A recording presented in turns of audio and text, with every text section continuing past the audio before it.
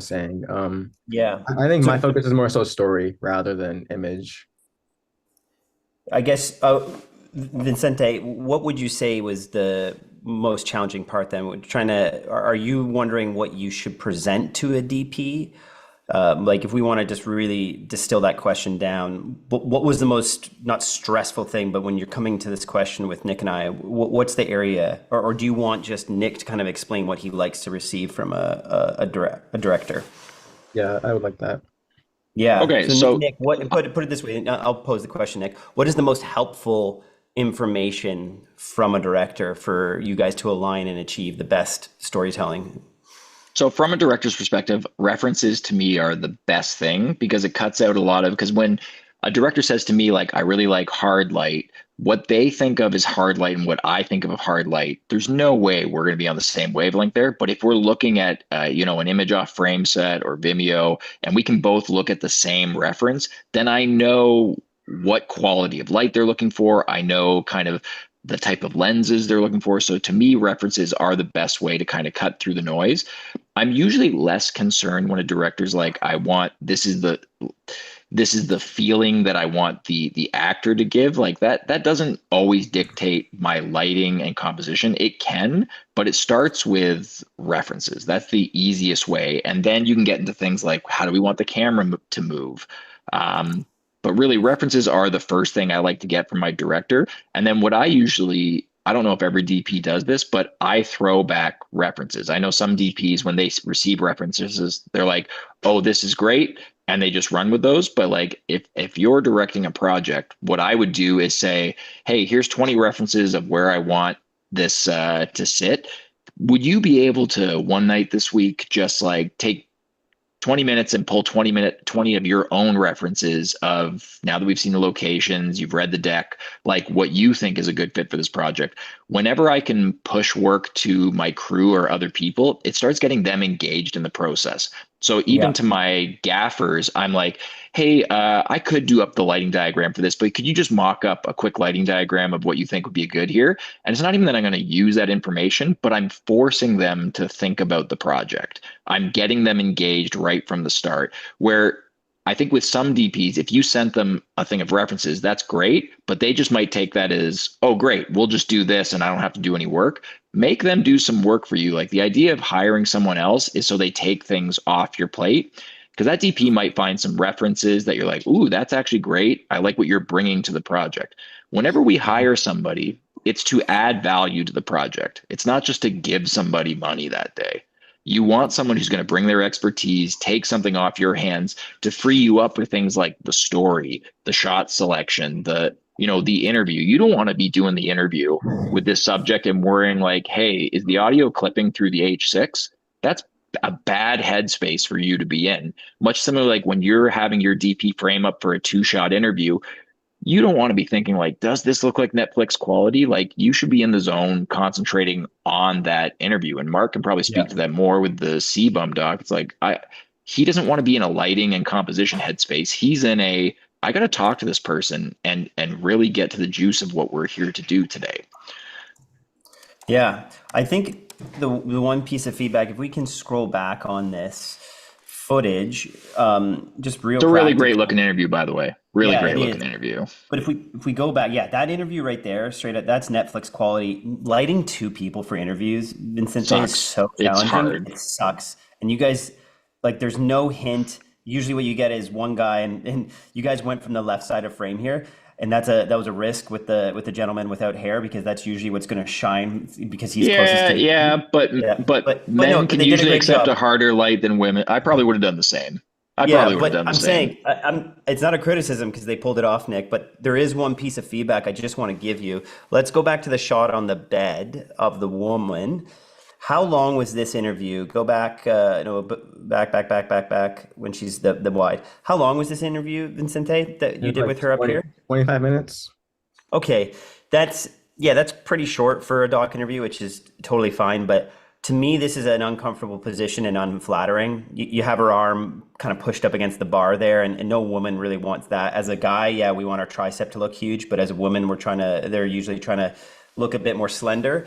And so I would just always think, for me, it's like I've even done doc interviews for some people where I'm in their bedroom and I'll put them on the ground because I'm like, hey, where's the most comfortable place for you? And so, because I'm more concerned about the content I'm getting out of the person than I am necessarily about the frame. So this might be a nice photo, but I would just consider for future ones, like maybe throwing some pillows on top of that little chest there in front of the bed or coming around because this feels like it could get uncomfortable after a while. That would be my only feedback. Maybe she loved it, maybe she was good, but just as a quick glimpse, I'm kind of looking at that arm on the bar there. So I'm really getting critical here just because your work is so good and it looks like you and the DP really nailed this, especially by the fact that you mentioned you had a reflector coming out of this window, which means you're up on a second floor at the very least. That's very impressive. So you guys did your work. I would just reconsider sometimes, even when you go to that gentleman out in the farm, he was kind of leaning on the post and the post is up high, is just think about, is this the most comfortable place for my person? Because any distraction we'll take back from the interview.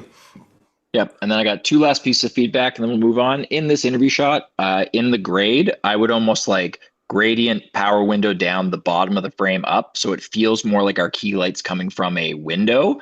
Right now, I can Mm. tell you have a softer source that's like the leg and the face are getting lit up the same. And likely if you're in an attic roof, It's because of the roof. Yeah. Yeah, it's because yeah, of the it roof. would fall down. So that's an easy thing in the grade to take down. And then there's the other stable shot where we're looking in at I think a ball in the stable.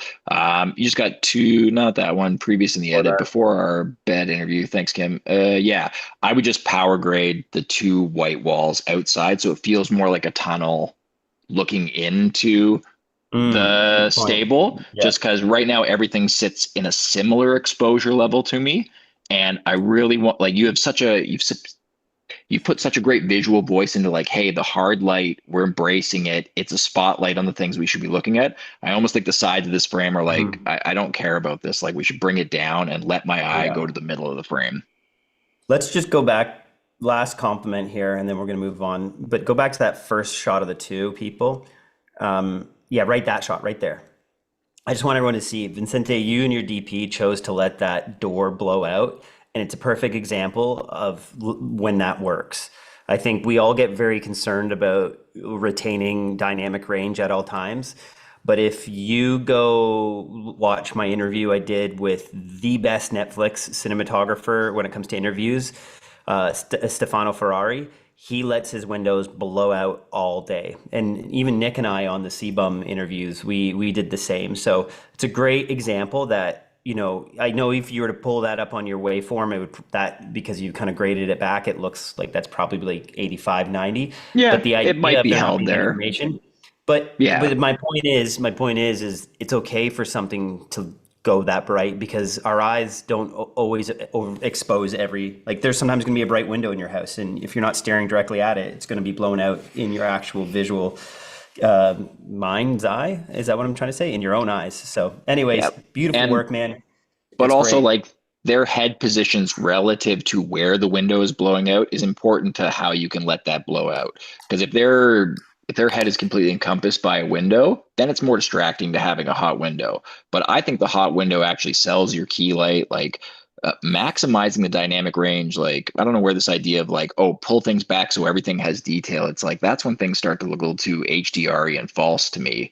I actually Yeah. think the balance in that, like, I would be super proud with the balance in that shot. And I would actually tell my colors, like, hey, actually, let's take that window up another 5 RRE Yeah. to make it look like, Yeah. well, we can barely Maybe hold even on to those. six, Nick. Maybe even six IRA. We're Let's getting not go crazy. crazy. Let's not go crazy. Amazing. But Awesome. We could talk all day because it's beautiful work, yes, Vincente, but really Appreciate it. appreciate you bringing that to us, man. And we're very grateful for you to be part of CinePath Pro.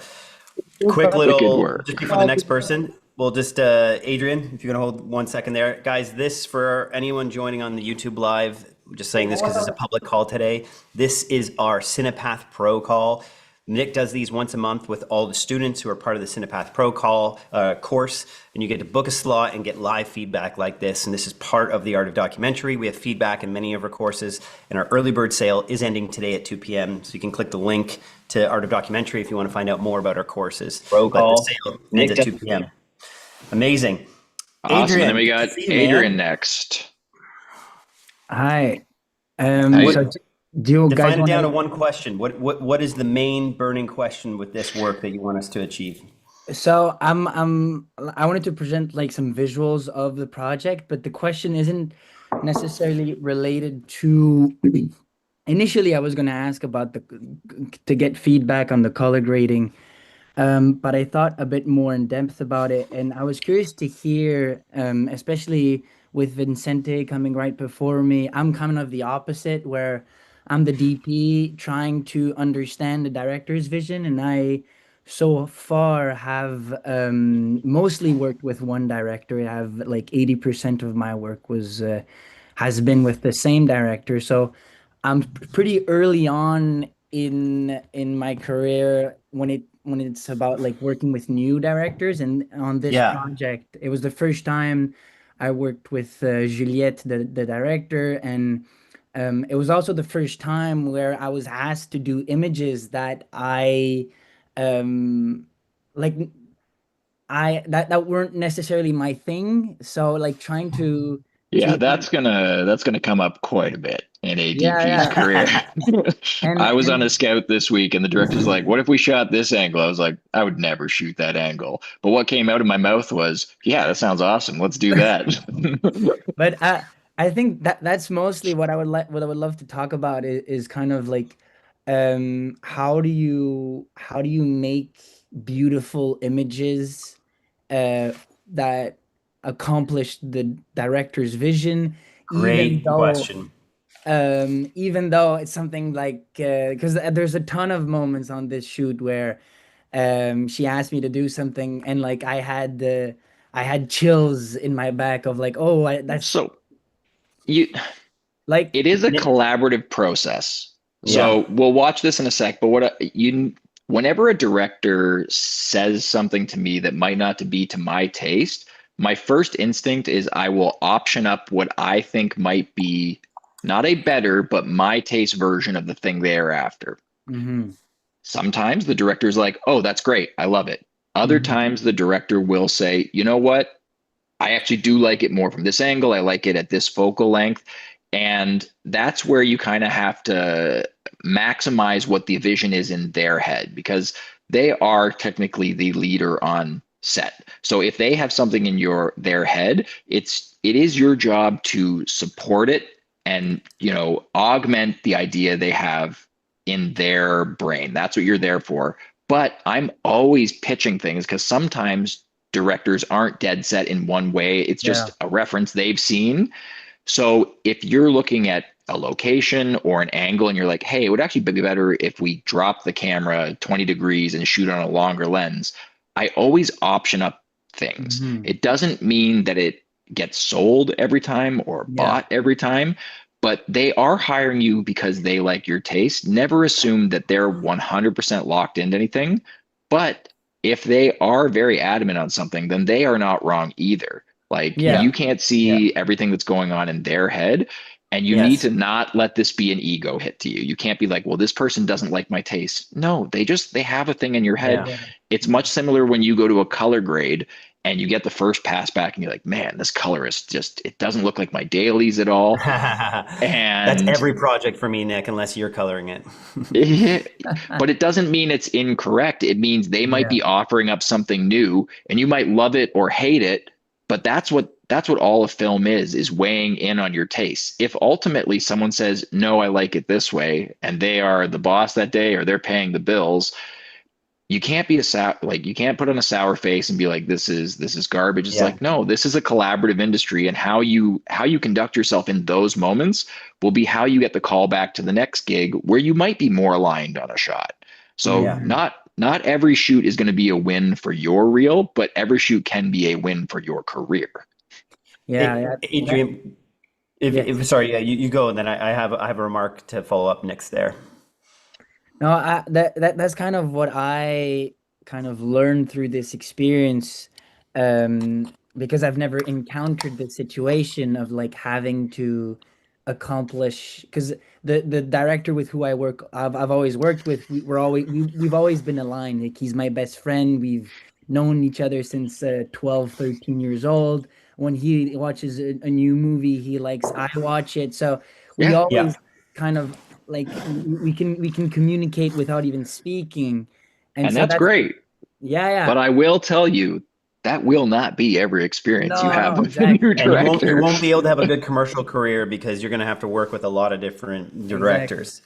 The No, key Yeah. thing to recognize, Adrian, if there's conflict on set internally for you, you're like, oh, why don't they like my shots? The thing you have to remember, and this is me speaking as a director, is we're not always thinking about, is this the most beautiful shot? We have gone through and hopefully, if they're a good director, they've perseverated over their script. And right now they're thinking about the edit. And Yes. for me, the best DPs are the ones who've studied your script and understand the story. And so for you, if you're finding there's conflict, it might be that you're not on top of what the director's trying to accomplish. So you're trying to provide them beauty, but that beauty or that style or that or whatever positioning is going against what they're thinking they need in the edit. Mhm. So one way to help you is just really before you get onto set is really like grill the director on the story because you're going to find out two things. Either you're going to find out what the actual story is they're trying to tell and what shots they absolutely need, or you're going to learn that they have no idea. So then you're going to be And prepared that's where to. you can guide them. Yes, That's like exactly. you'll find out how strong of an opinion as a director has. And every time I walk onto set, I almost test the waters with like I pull out Artemis and I frame up for a wide. And I in that moment you will find out if they're like, oh yeah, that's great. It means I'm gonna be able to be a little more heavy handed on this day in the coverage and the blocking. And if I pull out Artemis and they hate my first shot, I'm like, okay, they have something in their head that I'm going to Mhm. augment, but ultimately, like they have a version of this story that might not be exactly what I can offer them out of the box, and I have to find the beauty in what's in their head. Yes, yes. It's Because get them, get their boards, get their shot list, and if you aren't aligned, provide them options that are still accomplishing their goal. And the reason it can't just be a, hey, I think this looks cooler. Like that's gonna piss off certain directors because yeah. they're like, well, I'm not gonna use that in the edit. And it's just not really a reason. Hey, this looks cool. It's like, well, everything looks cool, but why Yeah. what you need to do is back it up. So one way to get your vision through and that will get a director's brain ticking is if you say like, hey, what if we shot from this angle with this lens? Because I remember that this is case in point. I wanted to shoot handheld. I'm a documentary director. I'm on a big credit card commercial, and I had a great DP, Keel Milligan, on that. He shot huge campaigns. I just am in love with handheld, and I was like, hey, we need a shot looking into this bedroom handheld of a dad with his baby. And Keel was like, I think it's better that we shoot on a longer lens on a tripod across the room. Now, had he said that, I would have said, well, that's boring. But he explained to me, he goes, Mark, you're trying to show this beautiful moment with the dad. He goes, handheld makes it feel like voyeuristic. He goes, it actually feels like there's someone in the house creeping around the corner. Mhm. Anyway, he goes, I think your story, you're trying to show that this is a beautiful moment with the dad. He goes, so what about a nice, beautiful, majestic, long lens move? And then I'm like, oh, you understand the story I'm trying to tell? Yeah, I'm gonna go with what you want. And maybe Mhm. it was just Keel deep in his mind was like, hey, I hate handheld. I want it, but he was able to back up the reason Yeah. of why. It might And be, I was like, oh, I actually but agree with you. Yeah. but how you sell the idea is not the point. The point is that you sell the idea you want in your head. And you'll find that a lot too as you work your way up and you're talking with Yeah. client and agency. You'll hear me ring off a bunch of nonsense as long as it can move the needle. Like sometimes I'll be like, oh, like, we should pick this angle of the room because I think it's really important that we see this bank of windows because it opens us up to the brightness that really fits your brand. Fits your brand is a ace in the hole that client they won't walk away from because they're like, oh, he's looking out for the project. And really, I'm like, I just don't want to shoot against the windows. Like that's my whole intention here. Yeah.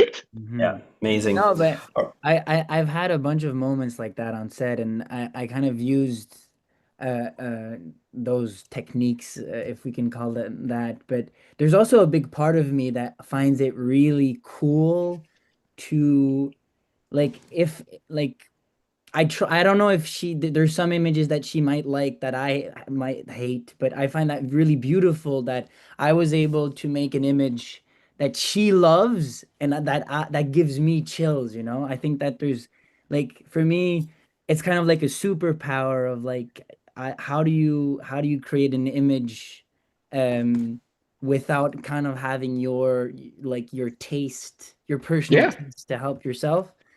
And like I've heard these stories of these DPs that have make like have been like sweating out of stress, like looking at like, oh my God, this image is horrible. And then the director comes in and like embraces the DP, being like, this is the most beautiful thing I've ever seen. And you're like, really? This is Yeah. what you wanted? Well, this will be my last point just to give you some like it is a nice challenge. It is a realistic part of the job, but also if the director is happy and they are a good director, then you have done your job. Like And I you need think to you're trust them. so I think you're so Mhm. focused on the beauty of the image being the lighting and the composition, but the average person sees the beauty in a frame from the story, the actor, like they're looking at it from 10 different the sound design underneath, the color, like beautiful can mean a lot of different things to different people. So if the director is happy, you won the challenge. And I think that's a it's a better headspace to be in because that really is a career. You're not going to have a career where every shot that comes through your camera is going to be exactly what you wanted. That's Yeah, not the yeah. collaborative process. That's or at least you're not going to be at that if you've worked with one director now. That's 10 years down the line when you're shooting Hollywood movies and everyone hires you for your taste. But I guarantee even Deakins shoots things that the director's like, this is awesome. And he's like, ah, whatever. This is a whatever shot for Yeah. me. Yeah. Yeah. All right, we got to move on, Amazing. Adrian. But I think those look solid and good job for rising to the occasion. Amazing. Yeah, I think this is a big thing that Nick teaches in CinePath Pro is how to collaborate with directors as a cinematographer. As Adrian's just mentioned there, he's had a long time collaborator. And again, this is not about putting all your eggs in one basket. You know, maybe you can work with that person and they're going to get you all the work for the rest of your life. That's great. But what happens when they need to take a year off? They go on Yeah. maternity or paternity leave. This is where, and I think Nick, this is your secret sauce. Is you were telling me this year, like you can barely keep up. You're saying no to commercial work, and this is because you have a very collaborative system that you teach in CinePath Pro about how, as a DP, do you take that vision, you make sure the story is being told, but you also make sure it's beautiful, but you're not letting either one of those be overstated. And so Yeah. yeah, that's a very important process of how to collaborate. And I think that's perhaps where it falls apart for a lot of people. And we even talk about in the course about DPs. I don't call them out by name, but ones that who have been a challenge, who yeah, and me as a director, they make me feel insecure. They don't make me feel like I can do actually pull off the story. And so we talk about all that. If you're new, if you're on the Zoom YouTube right now, guys, this is a glimpse into our CinePath Pro calls. We do these every month, part of our CinePath Pro course that Nick runs. It's part of the Art of Documentary. And as mentioning, our sale, you can get in early bird right now. You can get the best price possible on CinePath Pro. That closes today at 2 p.m. That's in just over 3 hours. But let's get to our next person. We got some great work coming up here. We I got think we got Cole. Hey, Cole. Cole next, Kim. Yep. Hey guys, I Hey, just Cole. have some questions on. I have this new relationship with an agency in the area that I Cool. live, and so we've got a shoot this weekend that I'm DPing for. Amazing. So just kind of like professional. It's a new agency that I've never worked with, and I'm in a new city that I live in. So this is the first kind of big professional relationship. So I really just want to knock it out of the park with them. Yep. But a Congrats few on that, man. things. So today we're going to be just doing a location scout. This one, I know, Nick, that you teach in the course too. Typically, you charge a half day rate. So Is here's that my thoughts that if it's a new relationship, you're going to want to do way more work than what the paycheck is worth for on this one. okay? Because when I have a new director, new production company, new agency, boy, like even yesterday, I had a new agency, new production company. The kiss assing I was doing, and like I brought out my iPad and I was like, oh, look at all these references I pulled, and I'm like, I think this is a good fit for your job here. I don't pull references before scouts usually, but yesterday, the director flew in from New York. I pulled out my iPad and I showed him all these references, and he was like, oh, you did all this extra work. Like I got in his good books Nice. immediately. So you do have to, yes, I charge a half day rate for tech scouts, but if the opportunity is good, I don't think about the money. I'm more like, well, how do I turn this into 10 jobs over the next year? Yeah. Okay. And not being like, hey, it's only fair if I get this because first impressions are worth a lot. My reputation around my career is Nick is a good guy who will do whatever it takes to make the project the best. Mhm. Yeah. That's where the money has fallen, but it didn't start there. It started from Yeah. being like, Nick will get it done. And Nick, that's a quick better place to question. build your career. Sorry, Cole. I'm hopping over. I'm a student right now. Nick, what? So for Cole though, does he tell the agency then that, hey, I usually charge a half day rate. I'm happy to come out as part of this? Like, how do you make sure that Have then you he guys can't charge that down? have you guys chatted numbers at all yet, or budget? Like, has that conversation been approached by your PM or producer on it? Yep, everything, budget's all totally approved. This was something that was kind of tacked on, and there's this big email thread that there were some other people that So mentioned, hey, we if normally numbers charge have half. already been discussed, there's two ways you can approach it. If they haven't brought up the tech, being like, hey, if budget's tight, I totally get it. I want to make sure that this project is seen to its fullest amount. Normally I charge a half rate, but I would love to come out and get eyes on stuff to make sure we're set up for success. There's no money in that, but it's a way of saying, it's kind of like owning gear at the end of every one of my invoices. If I bring my easy rig out, I'm like, hey guys, and I didn't charge you for the easy rig. I was never going to charge them for the easy rig, but I let them know it's like I'm a team player and I'm here to help the project. That's always how I'm positioning myself. So if you say the budget's already been discussed, that means probably either project rate or day rate for the shoot. If they haven't mentioned tech scout money, I would more suss out if you think they have money for a tech, or just get ahead of it and say, like, I totally want to get out. Even if you don't have money for a half day tech rate, throw that in there, because then it throws that to them being like, oh, I guess we should be playing, because they might have the money, but they might be like, yeah, we don't have it on this one, but we super appreciate your flexibility. And when someone says we super appreciate your flexibility, they're going to bring you back because they recognize the favor, and people love people that go above and beyond. So I would almost word the email being like, hey, I'm totally happy to come out and get eyes on everything. Normally I do a half tech rate for this, but I totally get it if it's not within the scope on this one. Because then it throws the question to them, and they'll let you know in the next email, either being like, no, we totally have X. Or if they're like, we super appreciate it. Thank you so much. We'll definitely get you on the next one. And we'll get you on the next one means you get another job out of this, which means you'll get another job after that. And then if you have 5 to 6 people that constantly hire you, then you're in a position where you can start turning down work that doesn't creatively align with what you like. That's the goal. Right. Yeah. With that, this project, some of the dailies in some scenes, they just want all that raw footage delivered, as well as a simple, just like one color pass across. That's another thing that, like, this first time, I'm just saying, oh, if it's just a simple pass, I'm not going to We call charge that a because I want one that light, like relationship. that's what they're asking for, like a one light, just like one pass. Yeah, I It wouldn't. I sounds like wouldn't it's a one charge. light. Yeah, I wouldn't charge for that. I would be a team player. Like, I do that stuff for free all the time, and that protects me. As I get to send it to the director and be like, "Hey, look at our hard efforts," but also being like, "Hey, if the color comes back and it looks, like garbage, just so you know, it was my fault. Gotcha. Yeah. Yeah. And I With did that, show just you like what was capable." in a very technical sense, are you just in DaVinci, you've got that footage, and then you do the color pass, and then are you going to Yeah. export single clips? It depends on the project. Like, sometimes they'll ask me for proxies.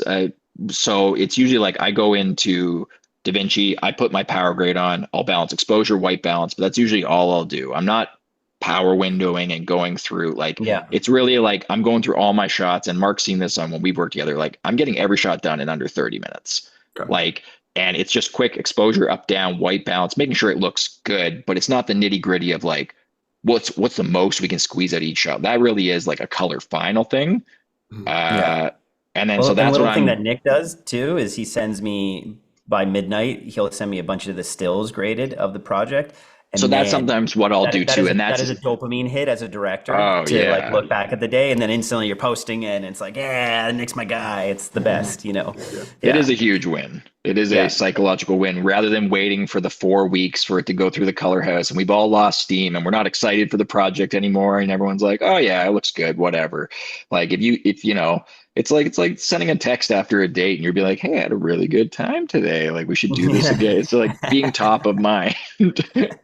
I'll say this too. What's nice is Nick nails his color. He uses our power grade, and so then it's something that me as a director I bring to the colorist, and I'm like, hey, this is kind of the world we are working in. So yeah, and since Cole, you're in CinePath, I'm guessing, or if you're not, we can get you like a 40% off our power grade if you want to use. And Nick has a whole tutorial on how he does this too, if you're wanting just to do a quick pass there, because that's what we use on all our stuff.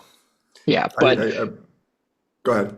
big takeaway, first time relationships, I would always go above and beyond. Like, first time directors, do more work than you think is called for the budget, because when you go above and beyond, they really remember you. Like, these directors, they they probably do 10 to 12 jobs a year.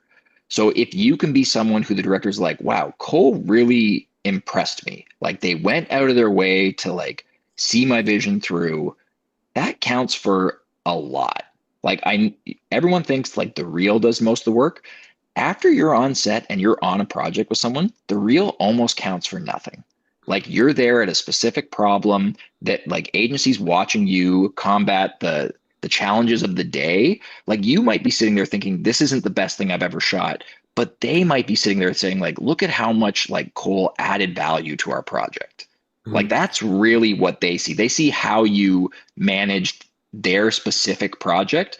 They're not on your website once you're on set being like, oh, well, like we could have gone with this DP.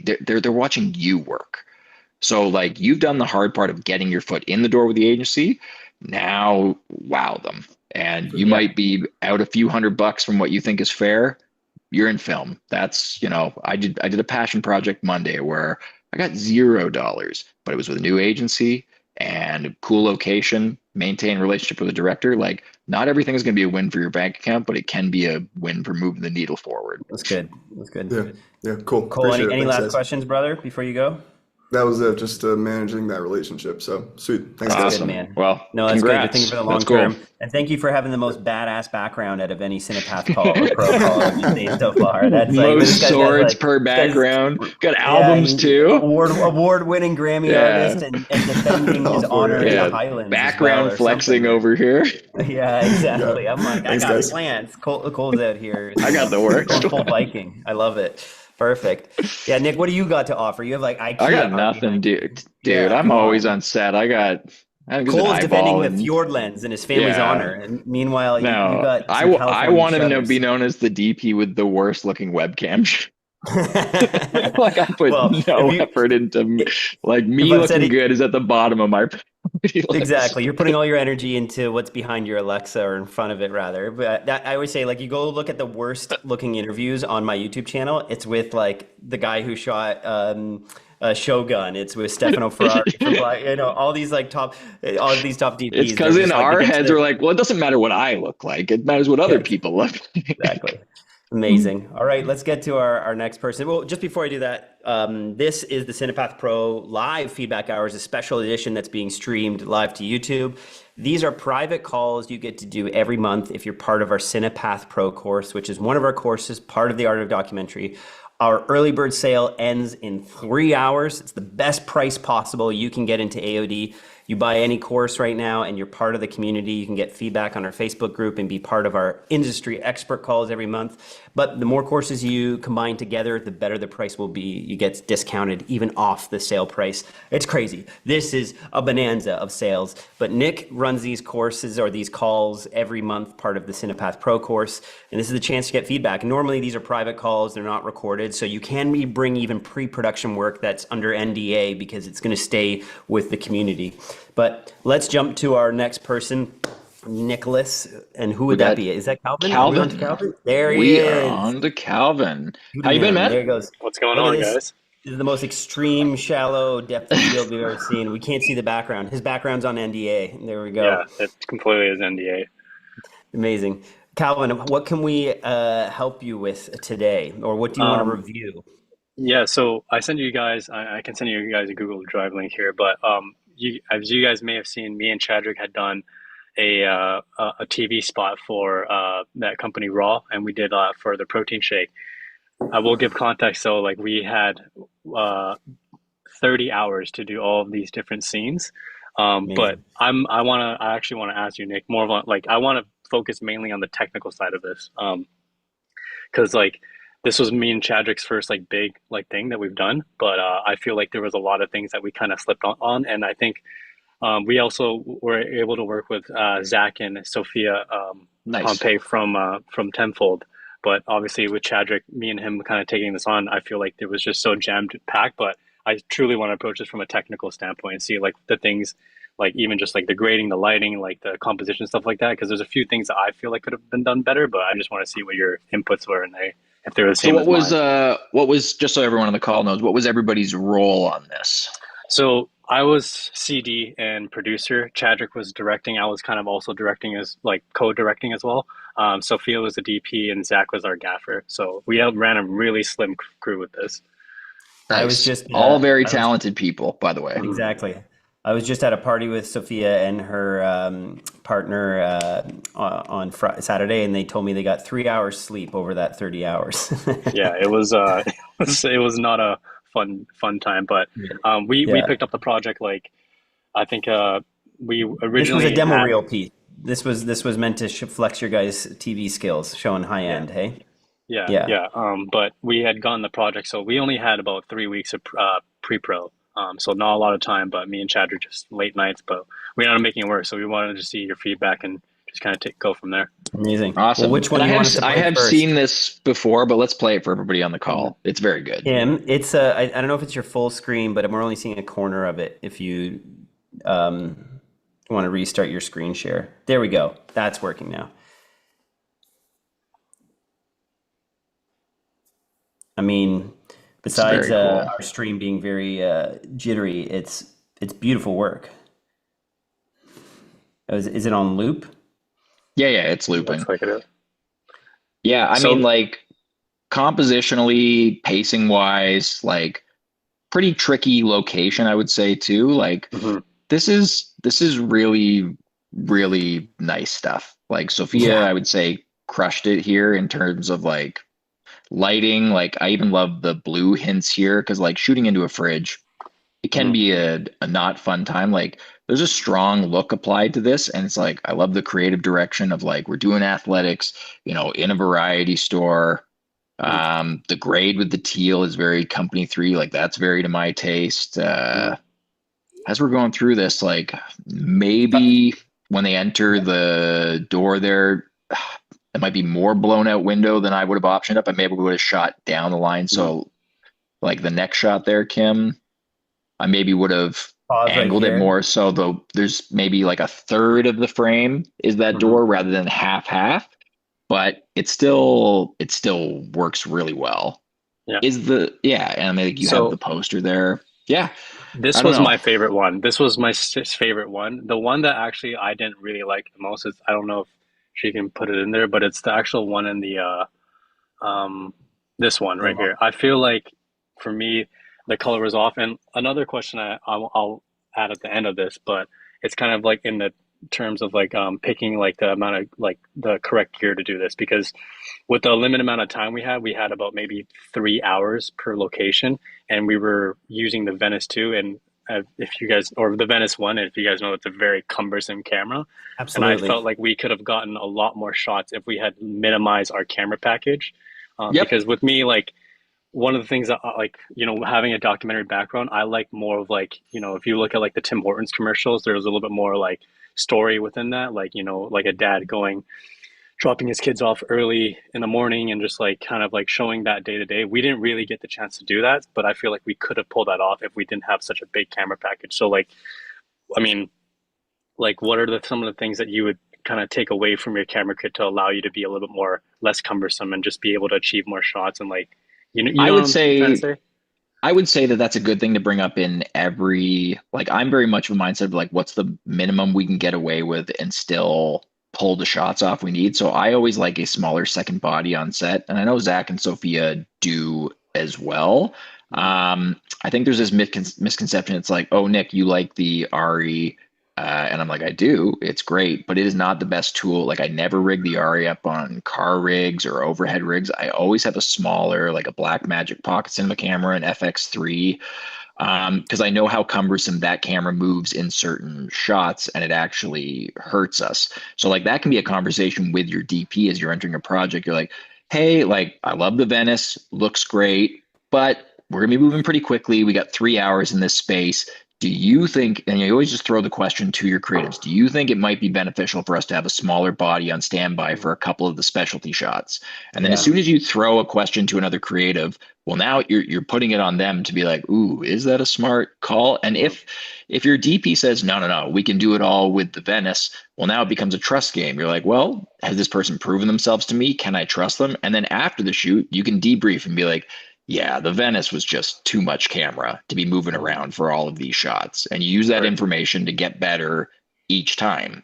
So, but there has to be a certain level of trust. Like if I say to my gaffer, hey, do you think a 1200D is enough to like fill this space? I'm asking them as a professional, do you think this? And then whether or not it happens, I have to take that information forward the next time I hire this person. Like, are they going to be looking out for the project, or are they just going to be doing what's best for them? Mhm. So Yeah. I actually think this turned out really good. My only two quick critiques are clients usually hate when the label's not legible to camera. So when that laundry basket comes out and the raw is upside down, usually they always want it to be right side up red in every frame. That's Right. and then I would just give in the pack shots. I would give a little more breathing room, so like the package isn't like within like a couple hundred pixels top and bottom of frame. Like these are just things I've noticed with commercials. They always want to put some supers in, just give it a little more breathing room there. But Pause on that final shot there, Kim, so we can show that. It's of the 3 bottles. yeah, so the pack shot is the package shot that whenever you're shooting products, it's going to come up. I would say you'd probably want these to fill like 70% the height of the frame, whereas right now they're sitting You in can always like crop 80 in to later. 90. You can always Yeah. crop in later, but it's very difficult. I mean, AI is making it easier in a locked up shot, but like it's a lot harder to move out in post than it is to move in. And then Um, how are you keeping in mind, because these were also originally meant to be like 9:16 format, um, but obviously because of the time and stuff like that, we weren't really considering that. So like, how do you like approach it when like obviously you're going to be shooting in a 16:9 with the camera, like you're not flipping yep. your No, no, already no, no, no. sideways, but like I how do don't you play go that about game. yeah, So but how do you go about that?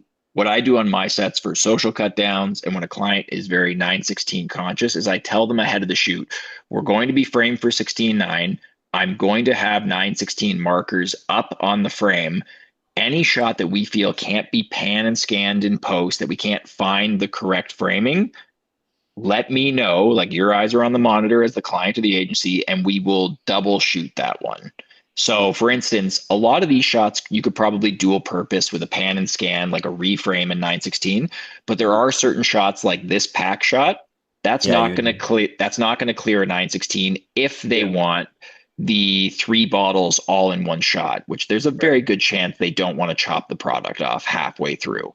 So this might turn into an option where it's like, let's grab this quick, either do a lens swap, or if there's physical space, walk the camera back X number of feet until you are safe for 916. So I will never dual shoot an entire ad, but I will say, let me know when we're not safe on a specific shot, and we will work it into the schedule, because looking out for the brand and the agency, that is part of the job too. You can't just selfishly be like, well, I think this looks better on a 75 here, so they can figure it out later. That might bite you if they're like, oh, well, these people, they just did what they wanted. And like, this was a very specific need for us. So you two do got to kind of hear people out, but also being like, guys, we can't double shoot every shot. Like there's no world. So let's pick our poisons and double shoot which ones we have to. Last thing I'll say about this shot, very nice pack shot. I love where the reflections landed. They're not intersecting with the raw logo. I would just say stop down on the lens a bit more. Clients usually not crazy about one of them is in focus, but the other two aren't. Like if you're on like, let's say a 90 or 100 mil here, you can probably go down to 5, 6, or 8s and like still get a blobby background, but that the product almost turns into this like CGI pops out of the world. So like never be afraid with your pack shots to be like, no, we're shooting this at 11s and it's still gonna pop. Yeah, it's a good point. Calvin, I was just going to compliment you just quickly before your last question. You guys, we have the iron triangle, fast, cheap, and good. You did all 3 of those things on this. Yeah. It's very, you guys, I've heard you and Chadrick talking, like being critical on yourselves about this, but I never this is great. I would be very proud of this. I would have to get very nitpicky. It would mostly come down to the creative being like, does this really communicate the I think the shtick of we can talk about creative another time. I think it's coming back to what you've done cinematically here. It's nearly flawless. So I would more so come back down to it's what my wife always says. She's in marketing. She goes, "What's the insight?" And what are you trying to say about this product? And when I watch this, sometimes I go, am I most supposed to be that like it just can go with me anywhere? Is that the Yeah, idea? Is it building into what my workout? So it's just always coming back to that insight. But right. cinematically, you guys pulled it off. Cool. So Really, your last really question. great stuff. Yeah, my last question is like, obviously, in a perfect world, we don't want to have only 3 weeks of pre-pro and we don't want to have only 30 hours to get all these shots. But let's just say, like, you bite the bullet, you've already committed to the client, like, you're, I'm just going to take it because this could be a project where I might not make any money, but it could be something that leads to a retainer. Like, what's the kind of mindset for both Nick, you and Mark, or Nick and Mark? Like, what's the mindset you're going into this, knowing that, like, all right, I only got 30 hours, we got 3 locations. And I got a huge camera package. Like, what's the process of eliminations of what you guys are trying to do to like make sure it's a lot more effective without compromising the camera package or the quality and stuff like that? Like knowing that.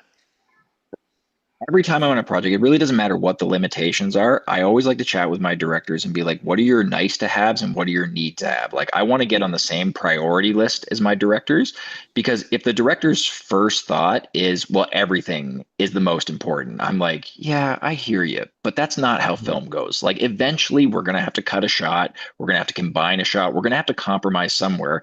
And I want us to be on the same page with what's the most important thing today. Is it the coverage? Is it the lighting? Like you talk to people, I don't talk to Scorsese, but you hear interviews with Scorsese, and he even says things like, "Oh, I wish we had more time on this scene." How you run your time on set is the one thing you get control of, and you don't want to be figuring out on the day with your director like, hey, they're like, we only got like 2 minutes for the pack shot now, and the director goes, the pack shot's very important to me. Like, that's the product. Like, you want to be on the same page for where the priorities are lying on the day, because eventually you're going to have to make a hard decision. And I think the best creatives are the ones that pick their poisons, the ones that make the best compromise on set. Because let me tell you, you're making a compromise every single time you walk on set. Lighting thing, composition thing, coverage thing. Director gets one less take than they were hoping for, but there are compromises every step of the way, and Yeah. how you maximize those compromises are who you are as a creative. So the more you two Amazing. are on the same page, we're like, we have the same compromises, then that makes you more efficient on the day. Right. Gotcha. Amazing. Awesome. Thanks, Calvin, for bringing this work. It's very Yeah. impressive, man. And Thank it's you. something you can show to any client moving forward. Nick, we'll keep things moving. I'll just remind people this is a glimpse into the CinePath Pro call. CinePath Pro is going to help you wrestle through those questions that you won't find anywhere on YouTube. People will tell you what the new lenses are to use and how to light an interview. But what CinePath Pro is going to do is help you land more work. Nick is an expert at being singular, a DP in his career, and he'll show you what to do, where to compromise, where not to, how to negotiate your rate. That's all in the CinePath Pro course. And plus, you get feedback calls like you're seeing today. So without further ado, we'll jump into our next person. And if you guys are interested in CinePath Pro, it's on sale until 2 p.m. today as part of the Art of Documentary. All courses are on sale, so don't miss out. Awesome. I think we Let's have Lawrence next. Kim, if we can pop Lawrence up here, and then I just got to 10-1 real quick. Be back in a minute. Awesome. Well, I Not sure will. Lawrence is here. Lawrence Reeve, let us know if you're here. We'll move on to the next person. If Lawrence is not, Lawrence had to go shoot a big commercial. I'm just making stuff up. Lawrence is shooting Dune 4 right now, guys, so he can't be here, unfortunately. Yeah, really busy schedule in the desert. Kim, let's jump to our next person then, if they're here. Michal. Awesome. Well, I'll take this time to remind you, our documentary early bird sale ends today at 2 p.m. If you're not in CinePath Pro, this call is open today to the public, so you get a glimpse into seeing what our monthly calls look like. CinePath Pro is also 50 course videos taking you through the complete path of becoming a full-time DP and getting more work. Who's next here, Turbo? I got Awesome. Oh, we got Lawrence is here. He's done Dune 4. Amazing. He's done. How'd Dune 4 go, Lawrence? It was good, man. Nah, You and Denis Villeneuve, you guys got along? yeah, nah, all good, bro, all good. It's amazing. Good to see you Lawrence, guys. what do you want to jam on today? So I just sent a video, a bit of context on me. I'm actually not that advanced into like my film career or anything. Picked up a camera about 7 months ago, but I've quite Amazing. aggressively been, getting free tutorials from myself, Mark, from the channel. And trying to just like diving into this whole world of filmmaking, videography, content creation. So I just recently like finished one of probably my bigger projects to date. Amazing. out in the Philippines, where I'm actually based. And it was for a boxer who's returning from injury after about 6 years with a broken back. So it was just like my first kind of intro into the narrative piece. So I'll just love to get your feedback of just, like I said, having a camera in my hand for 7 or 8 months. Shot on Amazing. FX30, had a couple of lenses. So yeah. Congrats, Cool. man, for Yeah. attacking your career like this in a good way. I mean that you're just going for it. So yeah, let's Yeah. Kim, let's Kim, actually let's have play it playing in the background. after suffering a serious injury 6 years ago. Oh, let's just bring it back there again. I want to read that. Just come from the top there, Kim. After serious and like actually, Kim, let's play the audio on the first pass here. I think that'll be helpful since we're gonna give Lawrence a full review. Just stand by there, Lawrence. Man, you're in the Philippines, hey? That's where you're calling us today? I'm actually from the UK right now, but I'm just back for a couple of weeks. But yeah, that's where I was I'm gonna based. say, I'm like, the house feels more UK than Philippines. Yeah. He rises again. Я думаю, что это определенное чувство счастья. Я могу вновь и вновь доказывать, что я могу быть лучше, и с каждым днем показывать новые результаты и новые достижения. Мне кажется, мой мозг долго пытался это принять, и я думал, что на этом все. И искал себя в другом. Мы пытались Lawrence, did you пробовать do новые everything for сферы, this? и, Everything, yeah. как мы видим, 6 Amazing. лет спустя я снова Wow. здесь. You said you've only been shooting for 7 months? Yeah. 7 months with a Oh. camera. What were you shooting before? Just on iPhone. Just, Nice. yeah, Instagram Reels on iPhone. But Amazing. I have some especially story using notes. especially using your power grade as well. So Oh, sick. Hey, there we go. Well, we'd love to see your before and after because we can post those on send us a DM on Instagram. got you, yeah. We'd love to promo your work, man. Because the grade is perfect. I'm not saying that just because it's our power grade. No, the skin tones are excellent. Yeah. Nick, I have some story notes and then I'll let you jump into the cinematography. Lauren, since you've done everything, again, I'm going to give you kind of a glimpse into what we teach in our documentary foundations course and give you a couple key things of that. You know, tension is attention, we say, and uncertainty is currency. And so that currency is that you're buying people's attention. You right away, if we play this from the top, after suffering a serious injury 6 years ago, he rises again. You've solved the whole trailer for me. You gave away the end right at the top. It's like I don't need to watch the rest of this. If I'm going to be, I'm like, okay, I know this guy's back because Right. I don't know what question we're asking now.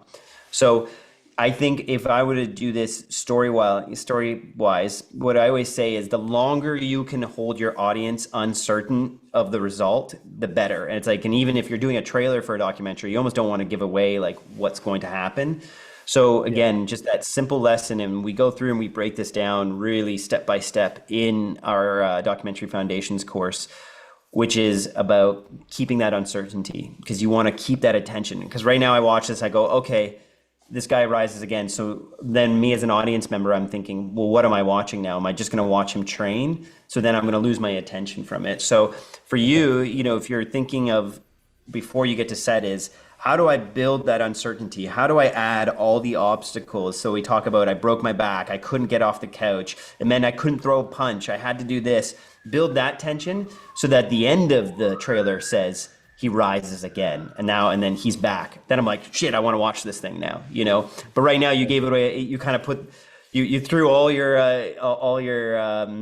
whatever you want to call it, ammunition off in like the first few seconds. So then it's like I don't know what journey I'm on because I already know the main character has accomplished his goal. So Yeah. I think that's just a storytelling thing. Always think about that is how do I withhold the information and build that tension and give little glimpses so that the audience wants to know what happens. Okay. No, thank you. Appreciate that. Yeah. Lawrence-wise, cinematography for 7 months, completely blown away. Like I would say Yeah. 80% of the decisions you made in this were things that I would do, like completely spot on. Like I would say for the most part, you're shooting on far side key, meaning we're on the shadow side of the line. Yeah. Like even this shot, like leading in, I would just check the horizon, Kim, if we could hold on that wide. So like in this shot, like I kind of like the Dutch angle feeling because you're kind of like it's creating some tension. But when we're in the boxing ring, everything looks like it's like 10 degrees skewed and it's living in that in-between world. Kim, if we play it and when it goes to color, like pause it here on that wide shot. So it's more like here we're not probably meaning to be Dutch angle. So you see how the back wall is kind of like everything's like 5 to 10 degrees off from like straight horizon.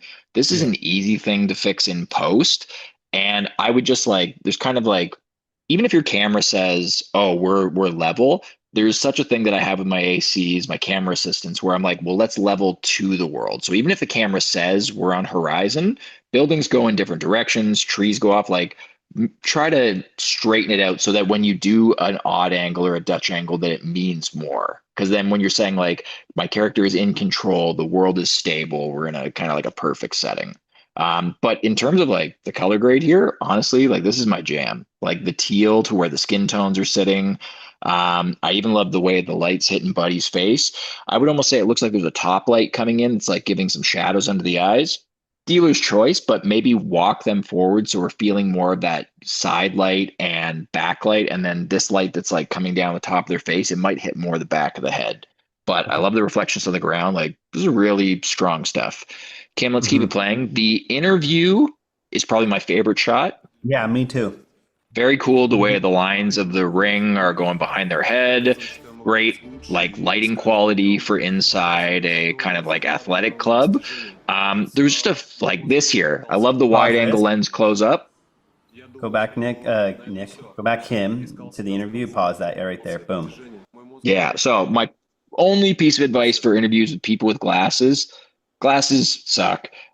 Get the light as high as you can so that it's falling down, because anytime you point into a reflective surface, whatever is at like the angle of incidence to your camera will be seen. So I can see the softbox a little Yeah. bit.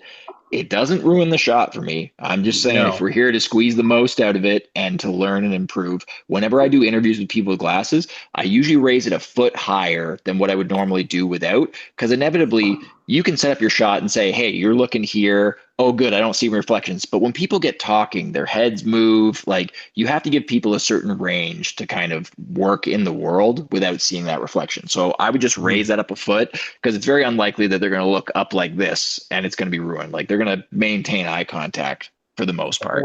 But Or even a little trick I've had, Nick, too, is whoever's interviewing, if they it's eye line, so you can have them sit a bit lower, and then they're going to tilt their head down. Like again, it's like Nick's you're playing with the reflections on that. yeah, or I mean, ultimately, you can ask them, "Do you need to use your glasses for the interview?" That's my first thing I say. Like, if I'm on a commercial set and someone's like, "Would it be weird if they were wearing glasses?" I'm like, "Would it be crazy if they weren't?" Like, do we Yeah. need the glasses here? It's kind of like whenever someone's like, "Oh, I think they should be wearing a hat," and I'm like, "That doesn't make my life easier. Do they need to be wearing a hat for this?" Yeah, And yeah, yeah. sometimes they say yes, but always try to remove what you think will be not optimal. But great Exactly. interview.